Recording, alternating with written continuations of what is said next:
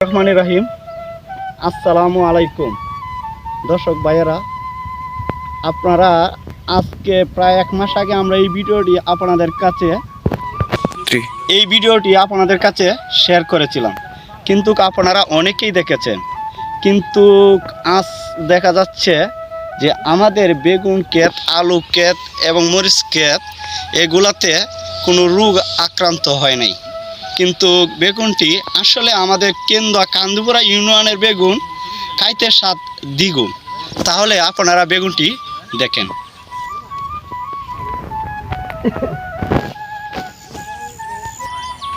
হ্যাঁ দর্শক ভাইয়েরা, এই বেগুনটি আমরা এডিতে অনেক কিছু কীটনাশক দিই, কিন্তু আমরা আপনার কীটনাশক দিয়ে দিই, এটির একটি ডেট আছে। আমরা ডেট ওভার হইলেই বেগুনটি বাজারে নিয়ে বিক্রয় করি। কিন্তু আমি এই বেগুন ক্ষেত থেকে 2 দিন কেন্দুয়া বাজারে বিক্রয় করেছি, কিন্তু এটি পাইকারি রেট পেয়েছি 50 টাকা। কিন্তু এই বেগুনটি অত্যন্ত সুন্দর এবং খাইতে অনেক স্বাদ। আপনারা এই বেগুনটি নেবেন, আপনারা আমাদের কথা এবং কাজে বেগুন সঠিক আছে না কি না যাচাই করে নেবেন। তাহলে দর্শক ভাইয়েরা, আপনারা বেগুন ক্ষেত দেখেছেন এবং আমরা এখন চলে যাব আলু ক্ষেতে। প্রিয় দর্শক ভাইয়েরা, আমরা এখন চলে এসেছি আলু ক্ষেতে। আলু ক্ষেতে আমাদের 1 বছর আগে কিন্তু আমরা আলু চাষ করেছিলাম, কিন্তু আলু চাষ করার সাথে সাথে আলুর গাছ ওঠার পরে এমন একটি ভাইরাস এসেছে যেখানে আলু ক্ষেত আমরা আলু উৎপাদন করতে পারি নাই। কিন্তু আপনারা আলু ক্ষেতটি দেখেন।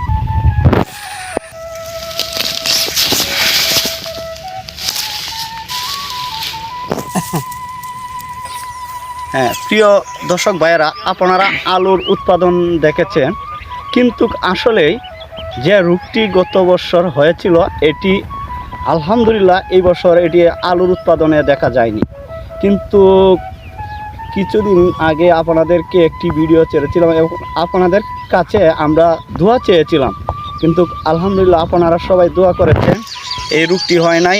যেমন আমাদের এলাকার আলু আপনারা খরিদ করতে পারবেন। এই এখন দর্শক ভাইয়েরা, আমরা চলে যাচ্ছি মরিচ ক্ষেতে। প্রিয় দর্শক ভাইয়েরা, এখন চলে এসেছি আমরা মরিচ ক্ষেতে। যেমন আমাদের মরিচ ক্ষেতে মরিচ চাষ করলে এবং কাঁচা মরিচও আমরা বিক্রয় করতে পারি এবং মরিচ আপনার শুকানো যায়, সেই মরিচকে পাকি করা যায়। পাকি করলে এটা আমরা মরিচ কিনতে হয় না এবং অন্যদের কাছে বেচতে পারি। বাজারে চাহিদামূলক দাম এই যারা এই মরিচ খরিদ করে তারা কম পায়। তাহলে আপনারা মরিচ ক্ষেতটি দেখেন।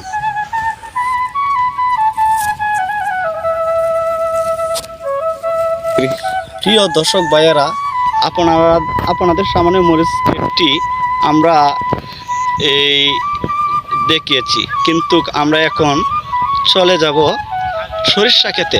সরিষা ক্ষেত প্রিয় দর্শক ভাইয়েরা, এতক্ষণ আপনারা আমাদের সাথে থাকার জন্য অনেক অনেক আপনাদেরকে আন্তরিক অভিনন্দন।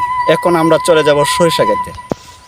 প্রিয় দর্শক ভাইয়েরা, আমরা এখন চলে এসেছি সরিষা ক্ষেতে। সরিষা ক্ষেতের উৎপাদন খুব অপূরন্ত সুন্দর হয়েছে। তাহলে আপনারা সরিষা ক্ষেতটি দেখেন।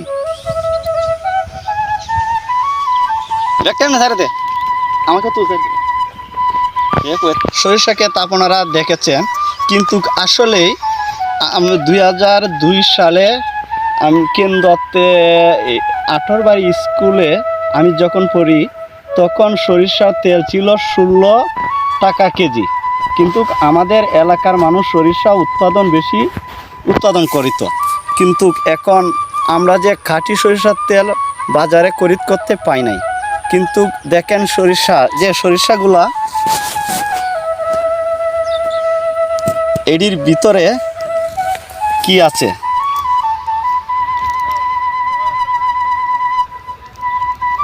এটির ভিতরে ছোট একটি বিচি দেখা যাচ্ছে, কিন্তু এই বিচিটি দিয়া আপনার খাঁটি সরিষার তেল হয়।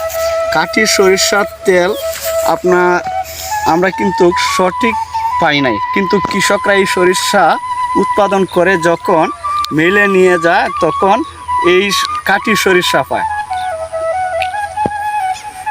দর্শক ভাইয়েরা, আজকের মতন আমাদের সাথে সবাই থাকার জন্য সবাইকে অনেক অনেক ধন্যবাদ।